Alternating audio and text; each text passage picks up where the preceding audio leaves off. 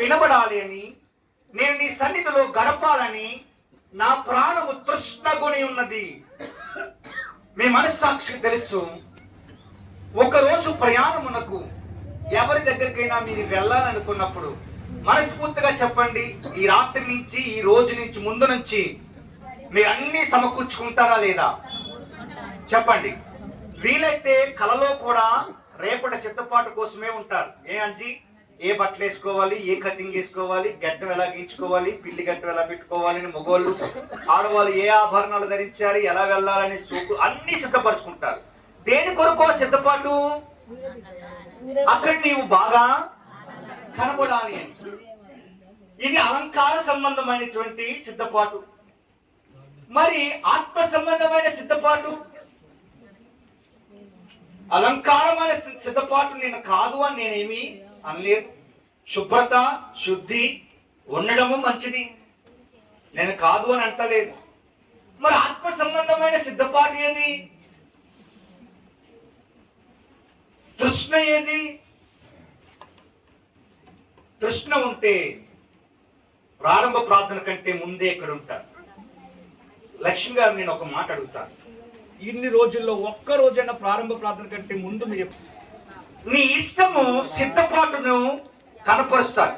నేను అందుకే చెప్పాను, నా రాక నీకు ఇష్టము. బాగా అర్థం చేసుకోండి. నేను రావడము నీకు ఇష్టము అని అంటే, అక్కడ హైదరాబాద్ పట్టణంలో ఉన్నటువంటి బిడ్డలు ఏం చేశారో తెలుసా? నేను ఇక్కడి నుంచి ప్రయాణం అయిన దగ్గర నుంచి, నేను ట్రైన్ ఎక్కిన దగ్గర నుంచి, నేను ట్రైన్లో తినే ఆహార పదార్థాల వరకు చూసే వరకు కూడా వాళ్ళే బాధ్యత వహించారు. నేను అక్కడ దిక్క ముందే, నేను ట్రైన్లో రాజమండ్రి వచ్చేసరికి భోజనాన్ని నాకు నా సీటుకి పంపించాను. నేను ఇంకా ట్రైన్ దిక్క ముందే నా కోసం కారు పంపించేశారు. అక్కడికి కారు పంపించేసి వాళ్ళు రాకుండా పోలేదు. కారు ఎక్కించుకోవడానికి వాళ్ళు కూడా అక్కడ ఉన్నారు. అది ఏ సూచన? పోనీ అక్కడితో వదిలేశారా? నేను ఏ ఏ పదార్థాలు తింటానో నేను అందరినీ అడుగుతున్నాను. ఏ మట్టుకు ఈరోజు ఆదివారం, ఈరోజు నేను విశ్రాంతి దినము, దేవునితో గడపవలసిన సమయం. ఒకసారి చూడండి, చాలా స్పష్టంగా చెప్పాడు. విశ్రాంతి దినములు క్రమముగా ఆచరించకుండా ఉన్నవారు, దేవుణ్ణి ఆరాధించే రోజున క్రమమును పాటించిన వారు అంటున్నాడు, వారి కుటుంబములు ఎన్నటికి వర్ధిల్లవు అనేటువంటి మాటను చాలా స్పష్టంగా రాశాడండి. అంటే మీకు అర్థమయ్యే మాటలో చెబితే ఎలా చెప్పాడో తెలుసా? వారి ఇంట రథములు అనగా శత్రువులు పరిగెడతారు అని రాశాడండి గ్రంథకర్త. ఇక్కడ మనశ్శాంతి లేని జీవితం ఎవరు గడుపుతారా అంటే మందిరమును దొంగిలించేవారే.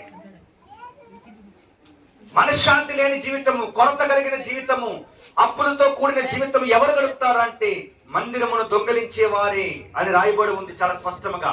చూపిస్తాను, నేను చెబితే మీరు నమ్మద్దు. గ్రంథం ఏం చెప్తుందో చూడండి ఒకసారి. నెహెమియా గ్రంథము 13వ అధ్యాయము 15 నుంచి చదవండి. నెహెమియా గ్రంథం 13వ అధ్యాయము 15వ వచనం నుంచి చదవండి ఒకసారి. పర్వాలేదులే, ఈ రోజుకేలే అని సర్దుకొని పోయేవారు లారా, మందిరమునకు రాకుండా మీ పని పాటలకు పోయేవారు లారా, ఒక్కసారి గ్రంథమును జాగ్రత్తగా పరిశీలన చేయండి. నెహెమియా గ్రంథము 13వ అధ్యాయము 15వ వచనం నుండి. నేను అధిపతులతో ఏం చేశాడంట? అందరూ చెప్పాలి, ఏం చేశాడు? మాట్లాడా? ఏం చేశాడు? పోరాడి దేవుని మందిరమును ఎందుకు లక్ష్య పెట్టలేదని అడిగాను. బాగా వినాలి. ఏంటంట? ఏమడిగాడంట? దేవుని మందిరానికి మీరు ఎందుకు రావట్లేదు? నౌకరు చాలా సార్లు మీరు జనాలు రావట్లేదండి, సరిగ్గా మగోళ్ళు రావట్లేదంటే నేను ప్రతి ఒక్క పురుషుడి దగ్గరికి వెళ్ళి అడుగుతాను, రండి అని చెప్పి. చెప్పగలరు ఎవరన్నా? రాలేదు, అడగలేదండి మమ్మల్ని నేను ఎవరన్నా చెప్పగలరు? ఇక్కడ నేను ప్రతి ఒక్కరిని అడుగుతాను, ఎందుకు రావట్లేదు, రండి రండి అని చెప్పి. ఎందుకు? ఎంతమంది అడిగారు ఇక్కడ?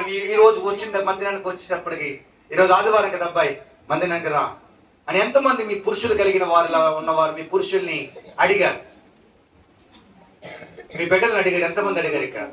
నా భర్త నేను అడిగానండి, నా బిడ్డలు నేను అడిగానండి అన్నవారు ఎంతమంది ఉన్నారు ఇక్కడ? హాస్టల్స్ లో ఉన్న వారి కోసం నేను అడగలేదు, మీ పిల్లల్ని. ఎంతమంది అడిగారు, మాయ ఈరోజు మందిరం కదా, ఎక్కడికి వెళ్తున్నావు, ప్రార్థనకు రా అని ఎందుకు చెప్పలేకపోయారు? నువ్వు చెప్పితే ఒక మాట గ్రంథంలో చాలా స్పష్టంగా రాయబడి ఉంది. ఒక ఊరు వెళ్ళారు, యేసుప్రభు వారు చాలా చక్కగా చెప్పారు. ఒక ఊరు వెళ్ళారు, వెళ్ళిన తర్వాత అక్కడ సువార్త ప్రకటిస్తున్నారు, నన్ను గూర్చి చెబుతున్నారు. చెబుతుంటే వారు సువార్తను అంగీకరించలేదు. గ్రంథం చాలా స్పష్టంగా రాయబడి ఉంది. సువార్తను అంగీకరించలేదు. అంగీకరించకుండా మిమ్మల్ని పంపించేశారు కనుక మీరు వెళ్ళిపోతూ ఊరు పొలిమేరులో మీ కాలి ధూళి దులపండి. ఏమని చెప్పాడు? మీ కాలి ధూళిని దులపండి. మీ కాలి ధూళి ఎప్పుడైతే మీరు దులుపుతారో ఆ ధూళి మీరు ఇక్కడికి వచ్చి సువార్తను ప్రకటించారు అనే సంగతి ఎవరు సాక్ష్యం చెబుతారు? అతను రాడండి అని అడగకుండా వచ్చిన వారు ఎంతమంది ఇక్కడ? మీ భర్త రాడండి అని అడగకుండా వచ్చిన వారు ఎంతమంది ఇక్కడ? అరుగు ఎవరైతే వెరీ గుడ్. ఇంకా మీ భర్త రాడు, వచ్చారు కదా, రాడండి అని ఉద్దేశం వాళ్ళు ఎంతమంది? అగో ఇక్కడ ఇస్తారు, ఇక్కడ ఇస్తారు, ఇంకా ఇంకేమి మిగతా వారు ఇక్కడ రాడండి, మా అబ్బాయి రాడండి. అగో ఇంకెంత రాడు, వస్తాడో రాడో నీకు అనవసరం. నీ బాధ్యత ఏమిటి? రా అని చెప్పడం. గ్రంథం ఏం చెప్తుంది? వింటారో వినరో అనవసరం. నువ్వు వెళ్ళావు, వాళ్ళు ధృవీకరించారు, కానీ నువ్వేం చేయి, నువ్వు వచ్చావని చెప్పడానికి నాకు సాక్ష్యం ఏం కావాలి? నువ్వు దులిపినటువంటి ధూళి. రాడని చెప్పి నువ్వు అనుకుంటున్నావు, నువ్వు పిలిస్తే వద్దామని చెప్పి వాడు చూస్తే పరిస్థితి ఏంటి?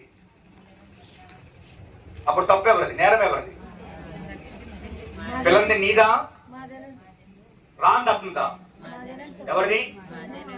నీ భర్త రాడని నువ్వెలా అనేసుకుంటున్నావు?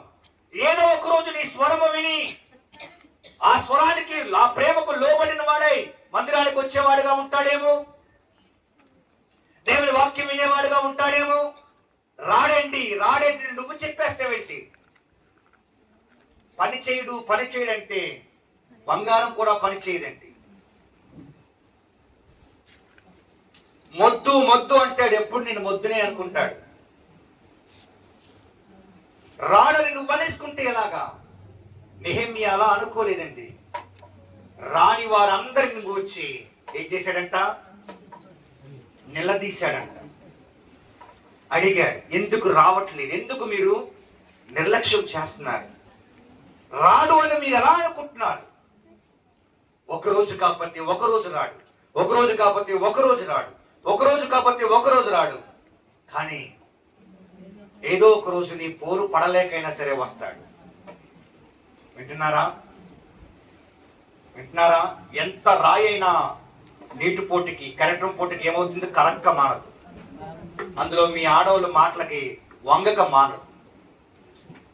ఎవడైనా వంగాలి, ఇనుమైనా వంగడం. ఇనుము మాట పక్కన పెట్టు, ఏదైనా వంగడం మానేస్తా. కానీ మీ మాటలకి, మీ పోట్లకి బుర్ర పోటెట్టుకొని ఎందుకు వచ్చిందిరా అన్న కనీసం దానికోసమైనా వచ్చేస్తాడు. ఎవరు రావట్లేదు, ఏం చేస్తారు మీరు? అడుగుతలేదు. రారా బాబు, రా నాన్న. నీ ప్రేమ ఖచ్చితంగా అతన్ని మారుస్తుంది. నీ ప్రార్థన ఖచ్చితంగా అతన్ని మారుస్తుంది.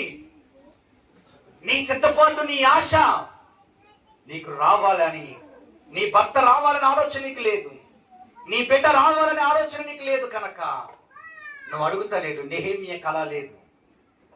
మందిరమును ఎందుకు నిర్లక్ష్యం చేస్తున్నారు? నిర్గమకాండం 20వ అధ్యాయం 10వ వచనం చూడండి ఒకసారి.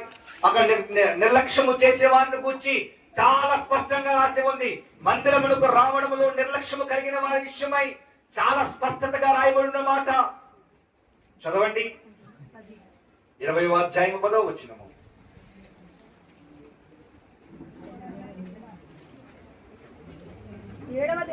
బాగా వినాలి. 9వ వచనం చదవమ్మా. 6 దినములు నీవు కష్టపడి పని అంతయు చేయవలెను. బాగా వినాలి. It's in order. ఇదొక ఆజ్ఞ. ఏమన్నాడు? 6 దినములు నువ్వేం చేయి? కష్టపడు. బాగా వినాలి. నేను నిజంగా పని మానుకొని వస్తున్నటువంటి పేరు దర్శన ఉన్నటువంటి పురుషులైన వారందరికీ నేను ప్రత్యేకంగా వందనాలు తెలియపరచుకుంటున్నాను. దేవుడు మీ పరిస్థితులు మార్చును గాక. ఎందుకంటే నేను సాక్ష్యములు విన్నాను. గ్రంథము చెప్తున్న మాట ఏమిటంటే 6 దినములను నువ్వు కష్టపడు. ఏమి చెయ్యి? 6 దినములను నువ్వు కష్టపడు. 7వ దినము ఎవరిది? నీ దేవుడిది. ఎందుకు? అసలైన ఆశీర్వాదము దాగి ఉంది అనే సంగతి గుర్తెరుగుతలేదు. నేనును, నీకు ఈ ఆశ లేదు, నేనును నా ఇంటి వారును అనే మాట లేదు. నీకే ఆశ లేదు? నేనును నా ఇంటి వారును యెహోవా మందిరములో నేను కనబడాలి అనే ఆశ మీకు లేదు కనుక ఒంటరిగా వస్తూ ఉన్నారు. అది క్రమమైన పని కాదు. నెహెమియాకి అలాంటి ఆలోచన లేదు. ఏమన్నాడంటే, ప్రజలారా, దేవుని మందిరమును మీరు ఎందుకు నిర్లక్ష్యం చేస్తున్నారు? విశ్రాంతి దినమును మీరు ఎందుకు నిర్లక్ష్యం చేస్తున్నారు? ఆదివారం నాడు దేవుణ్ణి ఆరాధించే రోజున మీరెందుకు శ్రద్ధగా లేరు?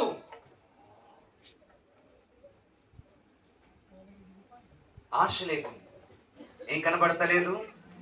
రేపటి సోమవారం సంత కోసం ఈ రోజు నుంచి సిద్ధపడతారు. వీళ్ళు డబ్బులు సమకూర్చడము, ప్రయాణాలకి, ఇట్లకి అన్నిటికి. మందిరపు ఆరాధన కొరకు సిద్ధపాటు అంతకన్నా రెట్టింపు ఉండాలండి. నేను ఒక అలవాటు చెప్తాను, నిజం చెప్తున్నాను, బాగా గుర్తుపెట్టుకోండి. వాక్యంలో ప్రార్థనలో ఎదుగుతున్న వారి సిద్ధపాటు ఎలా ఉంటుందో తెలుసా? వారి శనివారం వస్తుంది అనేసరికి రేపు ఆదివారం కొరకు అనేది తొందరపాటు తనకు కలుగుతూ ఉంటుందండి. ఎందుకంటే ఎప్పుడెప్పుడు వీళ్ళు పారపడాలి, ఎప్పుడెప్పుడు వీళ్ళు ప్రార్థన చేసుకోవాలి, ఎప్పుడెప్పుడు అనే ఆశ కలుగుతూ ఉంటుందండి. దేవుడు అంటున్నాడు, ఆశ గల ప్రాణాన్ని నేను తృప్తిపరుస్తాను అంటున్నాడు దేవుడు. నమ్మిన వారు తెలిసి స్తోత్రం చెప్తాం. ఇక్కడ సిద్ధపాటు కలిగి వచ్చిన వారి ప్రాణమును దేవుడు తృప్తిపరుస్తాడు. యాత్రితంగా వచ్చిన వారి కొరకు కాదు నేను చెప్తున్న మాట. ఏదో రావాలే, శబ్దం వినబడింది కదా అని వచ్చిన వారికి కాదు. నేను వెళ్ళేది నా దేవుని ఎదుట నేను కనపరచుకోవడానికి. 6 దినములు నాకు ఆయుష్నిచ్చాడు, 6 దినములు నాకు ఆరోగ్యం ఇచ్చాడు, 6 దినములు చేయుటకు పనినిచ్చాడు, 6 దినములు నాకు కావలసిన ఆహారం ఇచ్చాడు, 6 దినములు నాకు కావలసిన నా కుటుంబమును ఇచ్చాడు. అన్ని ఇచ్చిన దేవునికి 7వ దినమున కేటాయిస్తుంటాను అని ఎంతమంది అయితే సిద్ధపడి వచ్చారో ఇక్కడ ఉన్న వారిలో, వారిని అంటున్నాడు, నీ ప్రాణమును నేను తృప్తిపరుస్తాను అంటున్నాడు.